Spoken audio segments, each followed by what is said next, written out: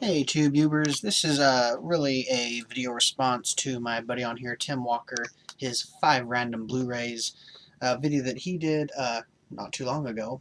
I'll put it in the for a link down below. Yeah, my haircut. I have the the bad guy in Fifth Element. Yeah, that's what I'm going for. Was it? No, not really, but yeah.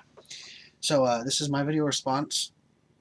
So I got 5 random Blu-rays, and I'll talk a little bit about each one of them. The first one, a really, really good remake, and that is We Are What We Are. Um, this is basically a film about a dad and his 2 daughters, and, well, as it says down below, the Parkers would like to have you for dinner, and yeah, they would. It's no surprise. They're cannibals. Um, this is a really, oh, what's the word I'm looking for? Well done film? No, that's not what I wanted, but I'll say it anyway. It's a really well done film. The 2 girl actresses in this are absolutely brilliant in this. 2 of the most talented younger actresses I've seen in a while in a film. And the dad in this is just absolutely amazing, played by Bill Sage.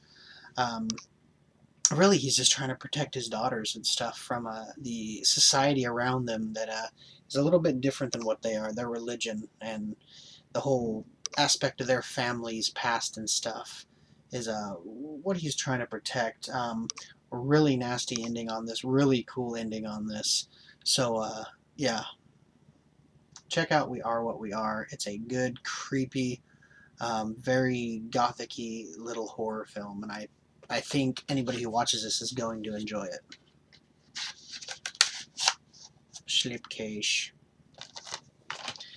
Next up, a movie that I really didn't have any interest in until my brother saw it and mentioned that it was, you know, a Luc Besson film directed by Luc Besson and a screenplay by Luc Besson, who I absolutely love. And I didn't even realize that this was a film by him. And my brother saw it and said, "Hey, I know you like Luc Besson. You ought to check out The Family." And I'm thinking, The Family? That's the one with Robert De Niro and Michelle Pfeiffer? And I'm like, all right, well, yeah, I'll definitely check it out with Luc Besson. I expect a lot of his films. He has that film Lucy coming out with Scarlett Johansson. Yeah, but this is just really surprising here. I love this film. Robert De Niro plays a guy who's uh, he's under witness protection for kind of wanting to get out of the mob and ratting on a couple guys. So they move away. They move far away, and eventually it comes to be that the mob finds out where he is and they go to hunt him down, and that's where the family comes into play. There's some humor in this film sprinkled throughout. Robert De Niro has some great stuff. Tommy Lee Jones is in this. The kids, Michelle Pfeiffer, they all have some great stuff in this. But when it starts to be towards the end of the film and the family starts to come together to not just protect their dad, but to protect each other and protect the entire family as a whole unit. Oh, it's just absolutely brilliant. I just love the last, I don't know, half hour or so of this film. It just really ramps it up. I mean, the humor that was in the sprinkled throughout the film kind of disappears, and it really becomes like an action film. And just some badass sequences in this, some great shootouts. Just a really, really brilliant film. You definitely need to check this out if you're a fan of Luke's. You need to check out this film, The Family. You will not be disappointed. It is absolutely brilliant.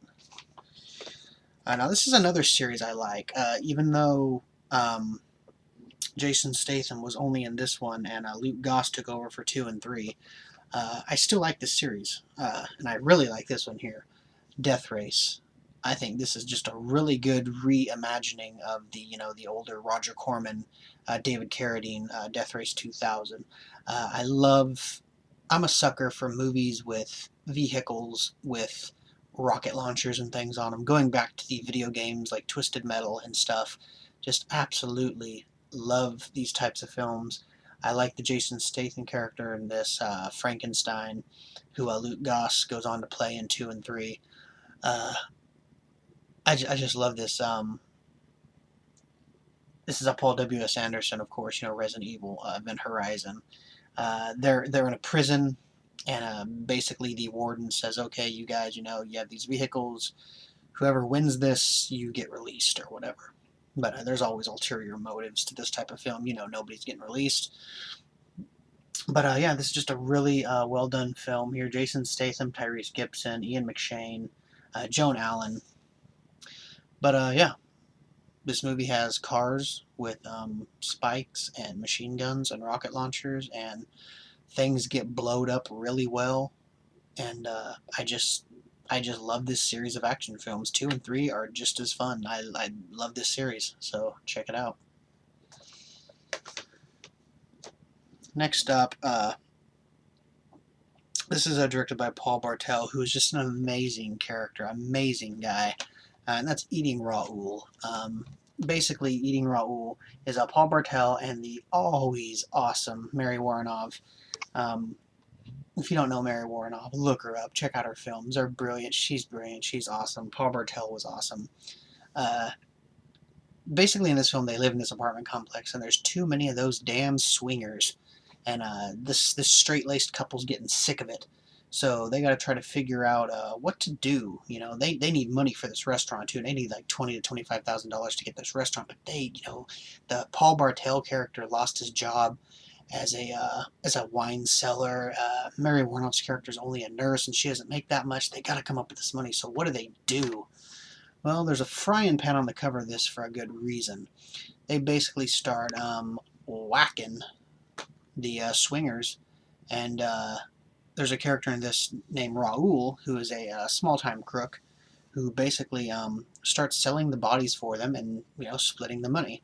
But there's some other twists in this film between the Paul Bartel character, the Mary Woronov character, and the Robert Beltran Raoul character that come into play that adds a little menage a trois triangle type thing that's really fun. And just what they start to do, the Mary Woronov character and the Paul Bartel character, of what they do as a couple to get more into this, to get the swingers to come to their place, the little scenarios and stuff they go through. And it's called Eating Raoul for a reason, but you'll have to watch it and see why it's called Eating Raoul. It's pretty awesome. It's an awesome little film. It's a little culty gem that I just absolutely love. Just one of those early 80s classics to me. I love this film. Last up on the list, a film that I've talked about. I did a whole video review on this where I was in like gangsta character. If you haven't seen it, go find it. It's for the review of this film. But that is the that's the Drafthouse Films, The FP. I absolutely love this frickin' film so much. There is no singular film you can compare this to at all. You have this character here of J-Tro, his brother B-Tro. You have LWE, who to me, LWE, the guy right there with the grill, is one of the, I'm going to say it, one of the greatest characters in cinema in I don't know how many years. His character is hilarious. He's one of those characters that when this movie's over, you want to see him again immediately. And that's what I did. After this movie finished, I popped it right back on and watched it again. I absolutely love this film, and the only way I can describe it is by, in the little booklet that comes with it here. The FP stands for Fraser Park. They have a little interview with Rob Zombie, and he basically describes this film to a T. So if you like any of these films and you want to see them mashed up, then the FP is the one for you. This is basically what it is.